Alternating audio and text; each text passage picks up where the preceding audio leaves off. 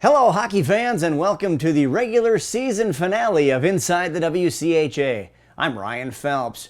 Remember, as we head into the playoffs, to look us up on your favorite social media sites like Instagram, Twitter, Facebook. We're on YouTube as well. And for live nightly coverage, log on to flowhockey.tv. There you can sign up for monthly or season passes. Well, this is it, our final week of the regular season. Here's how the standings looked heading into the weekend.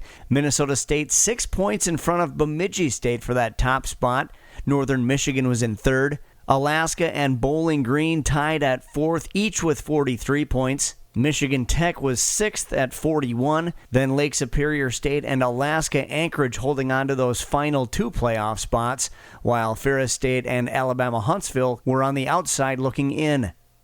As we went into our final week of regular season play, everyone but two teams had something to play for: Alabama Huntsville and Lake Superior State. The Lakers were locked into the seventh playoff spot. They were on the road at Ferris State, who had a lot to play for. Sitting in ninth, they needed at least 4 points and a sweep of Alaska Anchorage to get into the playoffs. But the Lakers like to play spoiler, and they did so in the first period. Here, Ashton Calder on the rush drops it back to Braden Gelsinger. He gets his third of the year, and Lake Superior State is up 1-0. But Calder wasn't done. Closing seconds of the first, this time he's on his own. The breakaway goal is number 12, and the visitors are up 2-0. Midway through the game, Lake State with numbers. Hampus Eriksson feeds it out front to William Rydell. Calder also getting an assist on that goal. That makes it 3-0 en route to a 5-0 win. And just like that, Lake Superior State dashes any postseason hope for the Bulldogs. Merrick Mittens with 21 saves in goal. He now has 12 wins on the year. Saturday, neither team had anything to play for except pride and some music to go along with that. Lakers strike first here as well. Midway through the first on the power play, they get it down low to Dustin Mans, who knocks in his second of the season, the second of his career, and it's 1-0 Lakers. This time the Bulldogs would get one back. Less than a minute later, Cade Kowalski, a low-angled shot. That's his first career goal, kind of a theme for the weekend, and we're tied at 1. But the period wouldn't end that way. An offensive zone face-off. They get it over to Rydell, who buries his fifth of the year, second of the weekend, and the Lakers are in control. And on the power play midway through the contest, this time it's Louis Boudon. He scores his sixth. That's the eventual game winner. Lake Superior State gets the 4-2 win and the weekend series sweep on the road. Roman Benger tallies his first win of the season in goal for the Lakers. He registered 34 saves.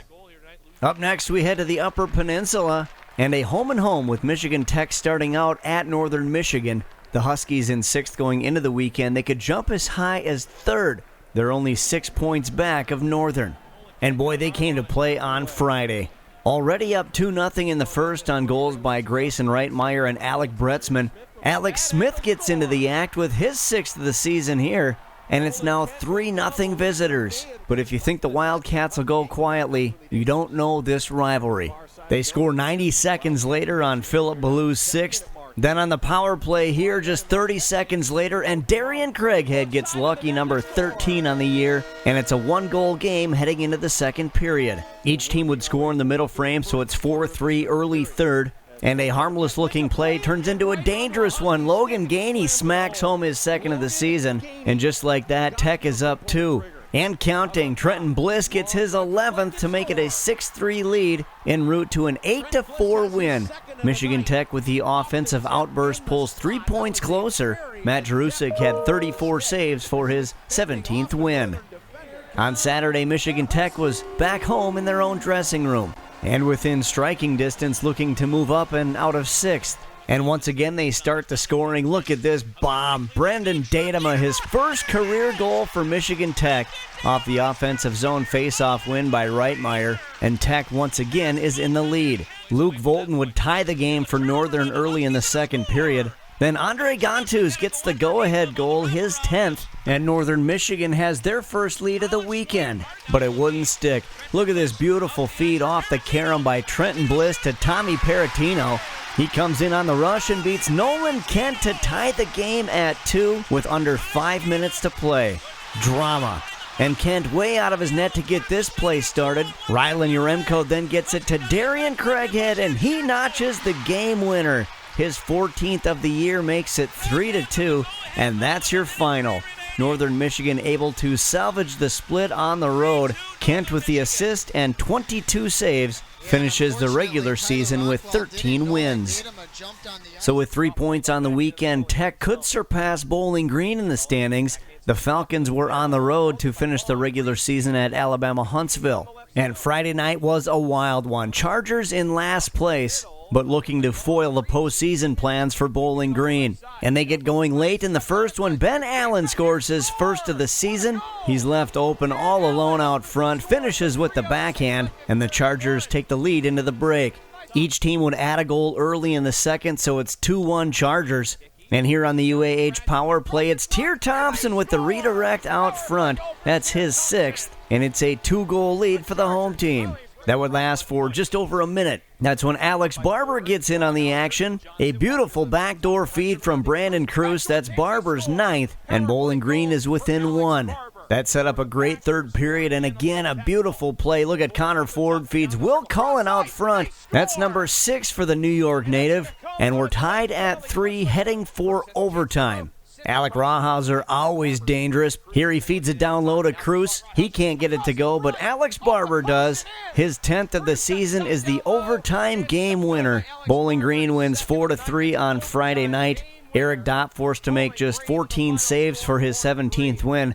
Mark Sinclair in goal for the Chargers, 54 saves on the night. On Saturday, BGSU looking for the sweep down south, and they get going midway through the first on the power play. Cameron Wright gets it to Taylor Schneider. Beautiful move in front of the net as he pockets goal number 8, and Bowling Green takes a 1-0 lead into the second period. Chargers have a response, and it comes in the form of a 5-on-3 power play. Connor James unleashes a bomb, and Austin Bolio gets a piece of it. That's his 6th, and the PPG makes it 1-1. But the Chargers get flagged again. Bowling Green on another power play, and Brandon Cruz always dangerous. Here they let him walk right in. He scores his 9th. That makes it 2-1. That was the eventual game winner. Connor Ford would also add a power play goal for his 12th. 4-1 the final score on Saturday. Bowling Green gets the road sweep. Zach Rose in goal for the Falcons on Saturday. He gets 21 saves for win number 2. On to the Governor's Cup. Alaska Anchorage in Fairbanks. Both teams with a lot to play for. The Seawolves trying to hold off Ferris State, and the Nanooks trying to keep home ice advantage. Anchorage on the power play midway through the first, and Tommy Heikeverda jumps on a loose puck in the slot, and he buries it. That's his 2nd, and UAA is up 1-0. They would make it 2-0 in the second. Colton Leader would pull the Nanooks back within 1, so it's a 1-goal game early in the third. And Justin Young over to Tyler Klein, his 7th of the year. That ties the game at 2 and sets up a great finish, especially if you're a Jandrick fan. Here Steven gets the feed from Kyler Hope out front. That's number 11 on the year, but he was not done. 3 minutes later, and it's Jandrick again, this time on the power play for number 12. And why not? Let's throw in the third. It's a hat trick for Steven Jandrick. He now has 13 goals on the year. Alaska wins Friday night, 5-2 the final score. Anton Martinson made 29 saves on the night for his 8th win. And on Saturday, it was senior night. Martinson, one of the seniors recognized by the hometown fans. The Swedish goaltender, by the way, has not lost a game since January 25th. But that decision was uncertain on Saturday, picking up scoreless early second period. And the visitors once again get on the board first. This time it's Jared Nash with his 2nd of the year, and it's 1-0 Seawolves. But then Martinson clamps down and gets the goal support. Just minutes later, beautiful backdoor feed, Kyler Hope to Tyler Klein. That's a power play goal, his 8th of the year, and we're tied at 1. Midway through the period, Steven Jandrick back on the score sheet, this time in the assist column. A great backhanded dish out of the corner. Hope is there to bury it for his 10th. And the Nanooks are cruising. A few minutes later, James Ledoux sets up Robert Kulkas. That's his first career goal. That makes it 3-1 heading into the third. Alaska would add 3 more for a 6-1 win. Martinson with 20 saves on the night. as the Nanooks earn their 8th straight Alaska Governor's Cup. And finally, we finish with our fight for first. Southern Minnesota versus Northern Minnesota. Minnesota State at Bemidji. And two of the best goaltenders around, Dryden McKay for MSU, Zach Driscoll for BSU. They kept it scoreless till the third period. That's when Green got going. And an uncharacteristic goal. Look at this. Carter Jones just flips it toward the net. It sneaks by McKay on the near side. You'll likely never see him give up another one like that. And it's 1-0 Beavers. 90 seconds later, Bemidji back on the attack. Kyle Wolf feeds it out front for Charlie Combs, who swats at it as he knocks in his 12th of the year, and BSU now leading 2-0. But Minnesota State won't go down without a fight. Here with 8 minutes left, Josh French with a great move in the high slot. His wrist shot makes it 2-1 as he notches his 4th of the year, and we've got ourselves a ball game. McKay heads off for an extra attacker, but the Mavericks can't get set up. Brad Johnson from his own blue line puts one into the empty net. That seals the 3-1 victory for Bemidji State. That cut the conference lead to 3 points, so that set up the showdown Saturday with first place on the line.